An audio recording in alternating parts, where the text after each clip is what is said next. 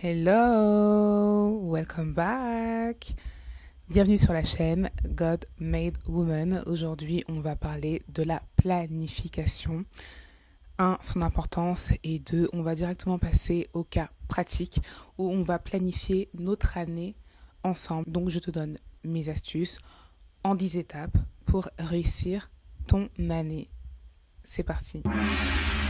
Alors, il faut savoir qu'il y a 2 versets sur lesquels je m'appuie et qui ont complètement changé ma manière de voir la planification. Il faut savoir que de base, je suis quelqu'un de très organisé, mais quand j'ai vu que la parole de Dieu soulignait cet état d'esprit, je peux vous dire que je n'ai pas manqué de les retenir et de vous en parler. On va commencer par Habakkuk. Habakkuk 2, versets 2 à 3. Écris la vision et grave-la sur des tablettes, afin qu'on puisse la lire couramment. Le deuxième verset est dans Proverbes chapitre 21. Celui qui fait des plans devient riche. Celui qui va trop vite connaît la pauvreté. Donc, ici, même dans la parole, on peut constater qu'on conseille, qu'on oriente vers la planification, vers le fait d'avoir un plan, mais pas que, de l'écrire. Beaucoup ont des rêves plein la tête. Sauf que rien n'est noté, rien n'est planifié, rien n'est daté. Et on va voir ensemble, sans plus tarder, comment en 10 étapes. Donc si vous prenez le temps de parcourir ces 10 étapes, je ne vois pas comment votre année ne va pas réussir. Et attention, disclaimer, je ne dis pas que tout ce que vous allez demander, tout ce que vous allez faire, que tout va être abouti, fini, terminado, que voilà. Non, un projet, ça se construit, mais il faut le commencer. Donc le laisser en état végétatif dans votre tête, dans votre imaginaire, ne jamais se poser pour le réfléchir mûrement, pour pouvoir établir un plan d'action concret, ne vous amènera nulle part, à part au cimetière avec beaucoup de regrets et des « et si ». Alors pour éviter tout ça, en 2025, toi qui me suis, si tu as déjà des rêves plein la tête, eh bien c'est parfait. Cette vidéo est faite pour toi. Si tu n'en as pas encore, cette vidéo aussi est faite pour toi parce que ces 10 étapes sont divisées en 3 phases et la première te concerne et va te permettre de faire une introspection sur la personne que tu es et celle que tu veux être demain ou tout de suite. Tout dépend du nombre de temps que tu passeras entre la réflexion et l'action. C'est parti. Alors, l'étape numéro 1. Ma question est la suivante. Quels sont tes rêves ? Vous allez me dire que cette question est plutôt banale, mais parfois, je rencontre des personnes qui n'ont même plus de rêves. La dernière fois où tu as rêvé, c'était quand ? Et quand je dis rêver, c'est pas lorsque tu dors. Rêver, donc, visualiser, te projeter dans de grands projets, te projeter dans quelque chose que tu veux faire. Qu'est-ce que tu aimes faire ? Qui aspires-tu à être ? Ose rêver grand. La dernière fois, c'était quand ? Et si tu as des projets, si tu as des rêves, note-les. Et ce que tu vas noter, c'est entre toi et Dieu. C'est pas tous ces rêves qu'on dit aux autres, d'accord ? C'est entre toi et Dieu. Ça reste comme ça. Donc tu les écris, tu les mets là-bas. Tu mets, bon Seigneur, le temps, c'est toi qui sais quand, mais voilà moi ce que j'aimerais réaliser. Et ensuite, tu avances. Moi, il y a des rêves que j'ai notés. Je peux vous dire que quand je les relis, mais je suis choquée à quel point je vois l'ambition que j'avais déjà à l'époque. Ne te limite pas. Je pense que la vie a déjà assez de challenges devant toi pour que toi, dès le départ, tu te limites. Mets tes rêves sans complexe, sans honte. De toute façon, il n'y a personne d'autre que toi qui va lire ce que tu vas marquer. Oublie le regard des autres. Note tous tes rêves. Étape numéro 2. Liste tes dons et tes talents. Qu'est-ce que tu fais avec beaucoup d'aisance ? Qu'est-ce que tu aimes faire naturellement ? Et si tu n'as pas constaté, demande autour de toi. Les gens qui t'entourent, soit rappelle-toi quels sont les compliments qu'ils te donnent le plus fréquemment, ou bien quelles sont les sollicitations que tu reçois le plus, dans quel domaine d'activité, il y a forcément quelque chose que tu as en particulier propre à toi. Parfois, ça paraît hyper simple, mais en fait, non. En fait, tu négliges justement ton unicité, ce qui te rend justement particulière. Peut-être qu'on te demande tout le temps de faire à manger. Peut-être qu'on te dit tout le temps, toi, je sais pas, quand tu dessines, je sais pas, mais il y a quelque chose qui se passe, il y a quelque chose que tu transmets que je ne vois pas ailleurs. Ou bien quand tu t'exprimes, ce n'est pas comme les autres. Parfois, on attend d'avoir un don incroyable. Je ne sais pas à quoi vous vous attendez, mais sachez que le don que tu as, non seulement il est déjà là, mais tu l'as déjà exercé, il est juste enfoui. Et si jamais tu ne sais vraiment pas quel don tu as, 2025, tu vas apprendre à te connaître, tu vas faire des activités, tu vas sortir, essaie de nouvelles choses, voyage, parle aux autres, fais des stages, sors de ta bulle. Tu vas faire ce qu'il faut pour apprendre à te connaître et peaufiner la personne que tu es et surtout cerner. Voilà, tu dois cerner exactement qui tu veux être et qui tu es actuellement. Et si jamais tu t'es oublié en cours de route, n'oublie pas que Dieu a placé quelque chose d'unique en toi. C'est juste que tu ne le vois pas encore. Mais prends ce temps-là, c'est important. Étape numéro 3. Liste tes ressources financières, relationnelles et intellectuelles. Notez bien ces trois-là. Les gens aiment souvent dire « je n'ai rien, je ne connais personne, je suis… » Alors, on ne va pas employer des termes dénigrants, mais « je suis nul » et j'en passe. 2025, on ne parle plus de nous comme ça. Tu as forcément des ressources financières. Peut-être que tes économies sont au point mort, mais il n'est jamais trop tard pour bâtir des économies. Donc cette année, commence à zéro.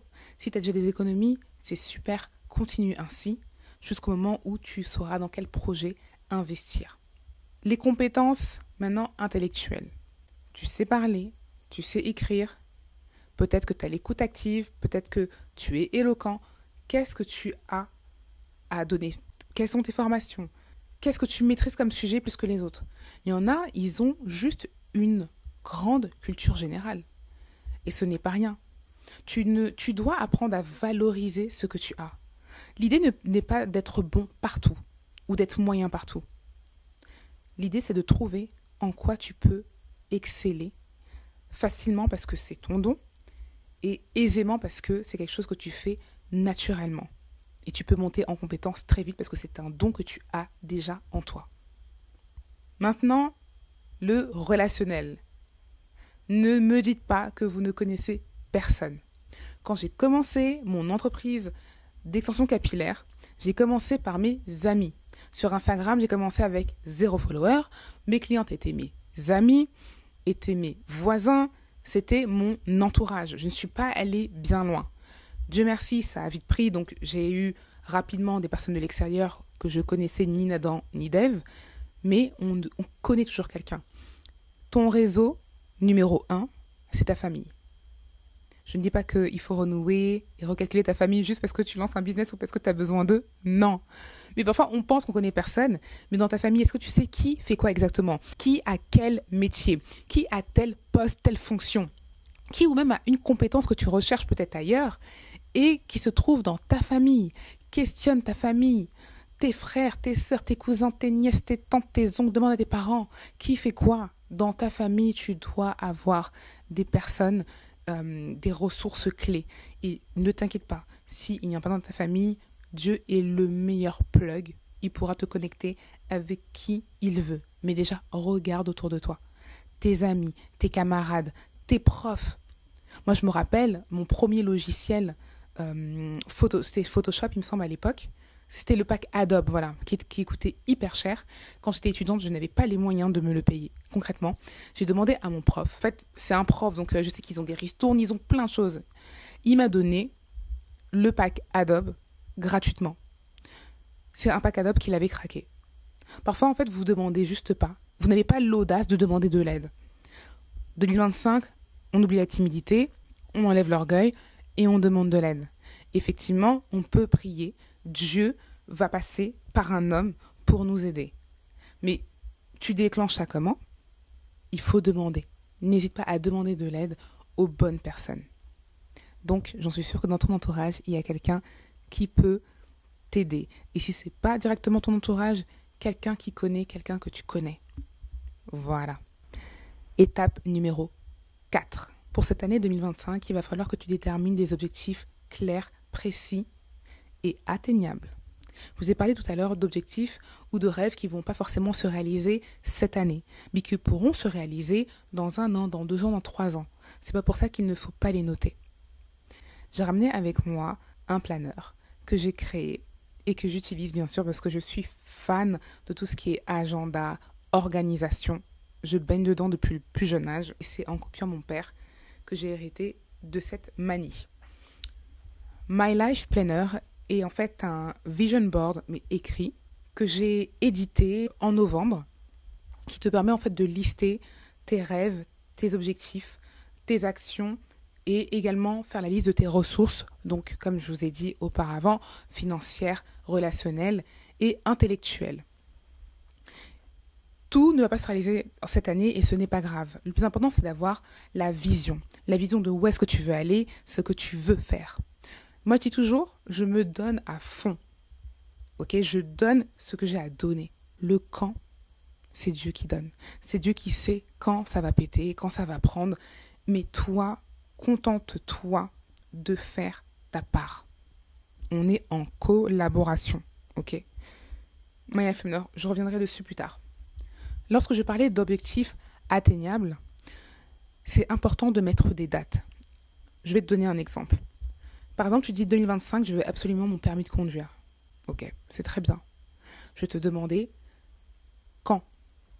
Tu vas me dire en 2025. Oui, mais quand est-ce que tu vas t'inscrire? Je me suis déjà inscrit. Super. D'autres diront, je n'ai pas encore mon auto-école. Qu'attends-tu pour choisir ton auto-école? D'autres me diront, peut-être que je n'ai pas encore les finances. Ok. Est-ce que tu t'es renseigné? Combien coûte le forfait que tu souhaites pour passer ton permis? D'autres nous diront qu'ils n'ont même pas encore cherché l'information. Du coup, je te dirais, va chercher l'information. Certains diront, je n'ai pas encore les finances, mais j'ai l'information. Très bien. Maintenant, tu as déjà une première raison d'économiser. Vous voyez ce que je veux dire? En fait, il faut creuser. Il faut creuser. Juste avoir l'idée, ça ne suffit pas. Il faut aller chercher l'information et être le plus précis possible. J'ai remarqué que souvent, vous voulez avoir l'argent avant d'avoir l'information. Mais en fait, non, ce qui vous donne la détermination, c'est que vous avez les informations exactes pour vous amener du point A au point B. Pour avoir mon permis, je sais que mon forfait est à 1 200 €. Je suis payée, je ne sais pas, en alternance peut-être, lorsque toutes mes charges sont passées, il me reste peut-être 500 ou 600 €. Du coup, si je veux mettre de côté, je sais qu'en X nombre de mois, je peux atteindre cette somme et commencer mes heures de conduite. Il faut être précis, il faut que ce soit daté, il faut que ce soit quantifié. Lorsqu'on parle d'objectifs atteignables, on parle de quelque chose qu'on peut, alors je ne dis pas qu'on peut tout maîtriser, mais qu'on peut quantifier. Donc maintenant, c'est quand est-ce que tu comptes passer ton permis? Dans ce cas-là, ce sera OK, au mois d'août, je serai prête. Parce que je sais que par rapport à mes finances, à mes économies, au mois d'août, je serai capable de payer mes premières heures. Au moins la moitié de mon forfait, ou payer X nombre d'heures de conduite et me présenter à l'examen, peut-être en septembre, si je reste pendant 1 mois focus pendant le mois d'août sur mon permis, ou soit en septembre. Bref, vous avez des dates. Maintenant, si ça ne se fait pas exactement à ce moment-là, ce n'est pas grave. Mais ça va être un peu avant ou un peu après, mais ça a été planifié. Ne négligez pas la force de la planification. La planification vous permet de gérer votre temps et de lui donner un sens, un but. Et plus vous allez planifier, moins vous allez laisser de chance à la distraction de vous happer. Moins la distraction va vous surprendre. Parce que vous savez exactement ce que vous avez prévu et où est-ce que vous allez. Étape numéro 6, finalement, je l'ai déjà dit, c'est mettre des dates, des sommes à nos objectifs. Et même si on n'a pas encore les finances, ce n'est pas grave. C'est toujours un plan pour vous. C'est toujours un plan pour vous amener à épargner et à rester rigoureux là-dessus. 7. Il faut être flexible. Lorsque j'établis un plan, je me dis toujours, Dieu surprend-moi. Rappelez-vous, on l'a mis dans notre projet. Ok? Donc, lorsque mon plan est élaboré,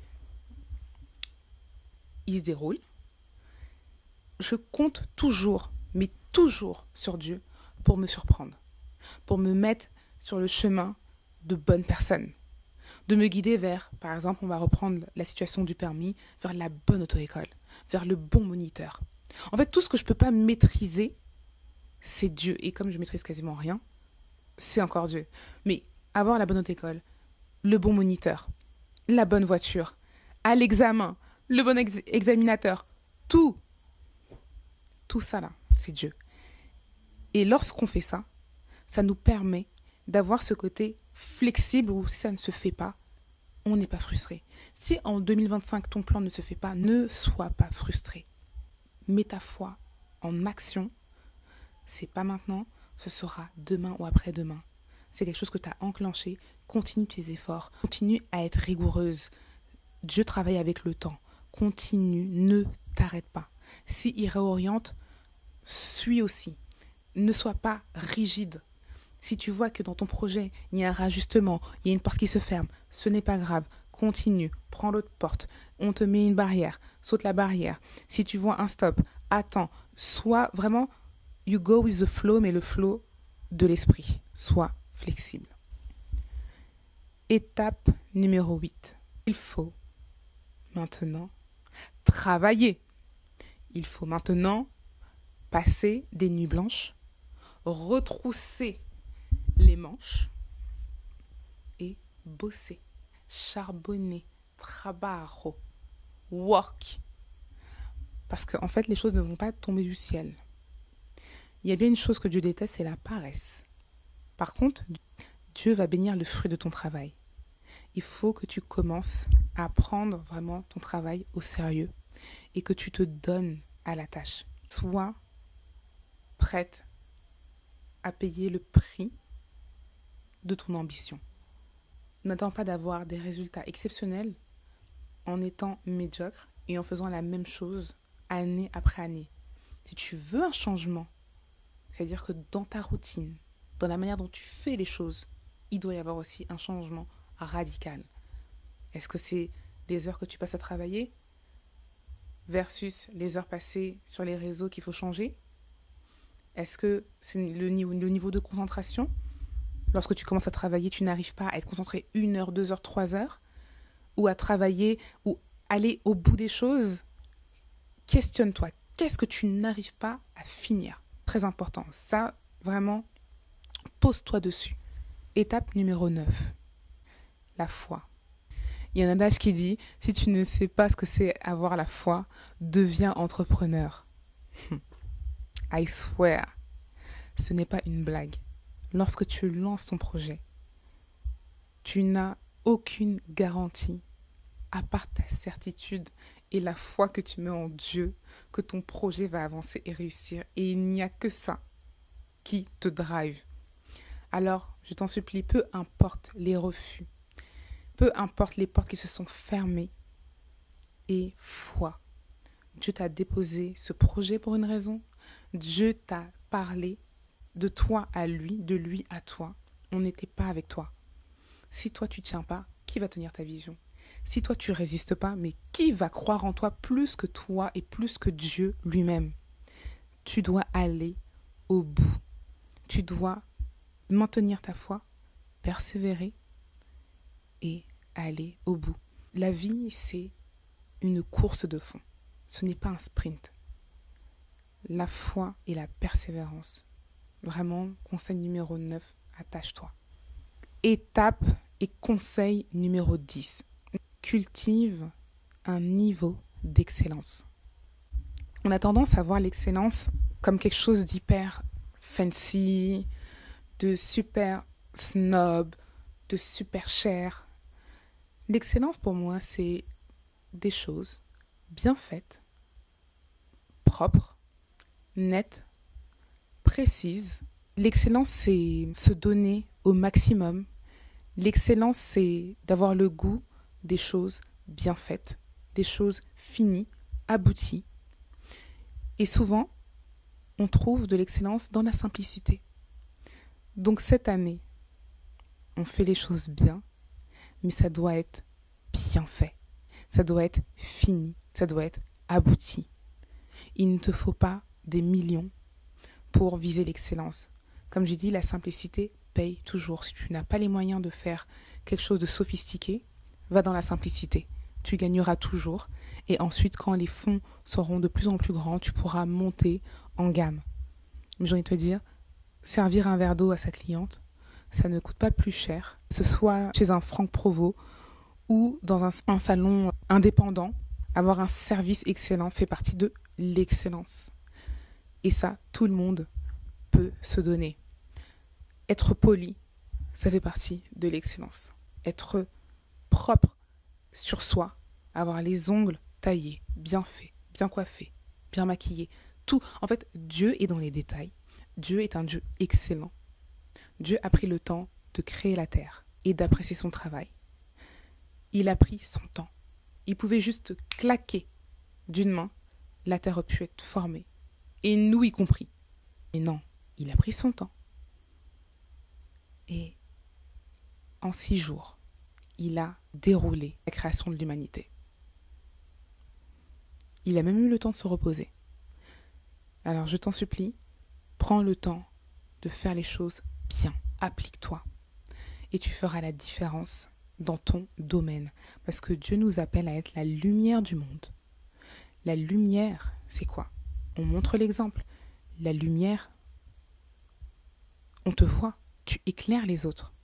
Tu es devant. Tu es la tête. Tu n'es pas la queue. Alors je t'en supplie, concentre-toi. Fais avec ce que tu as. Sois dans les détails.